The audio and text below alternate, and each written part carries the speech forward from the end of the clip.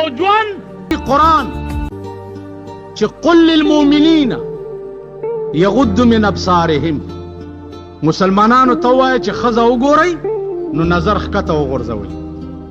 معلومات په اخبار کې داسې ولیدې ورته دې کته د قرآن دا آیات چرته تللی او د قرآن چې تا دې ښځې ته داسې او دوی چې کوم ځانونه جوړ کړي دا ښځې ځان جوړ کول ورته هېڅ نو ما یو افسر ته وی مال هغې غریبې به چېرته رنګ منګ لګولی او موږ د خانک په څنډو ورته ځان مږلی و، داسې هم دا ځان برش کړی.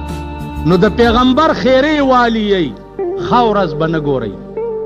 بیا د بنده اسره کوئ، د بنده اسره که دا سړی وزیر شو، دا سړی ممبر شو، زه به جوړ ښه شم، زه به جوړ ښه شم، 240 کاله کې ورځ په ورځ تباه کېږئ، ښه کېږئ نه. د بنده اسرې پرېږدئ، د خدای اسره ونیسئ. بس دی عبدالله په معشوقو د جهان فخر کړه فخر په هغه چې په سبحان فخر کوي. کم ذات باندې چې پروردگار فخر کوي د هغه اسره نیسه، د الله اسره نیسه، بنده بچئ او د هغې اسره بچئ.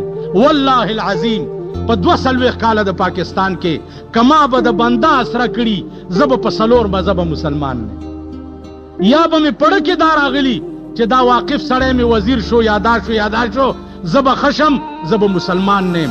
اسره د خدای کوم، په بروسه د خدای ګرځم، په اعتماد د خدای ګرځم. مالک مې خدای دی، رازق مې خدای دی، د عزت او د ذلت مالک مې خدای دی. زما د بنده اسره نشته او انشاءالله تر مرګه پورې به مې خدای د بنده د اسرې نه ساتي.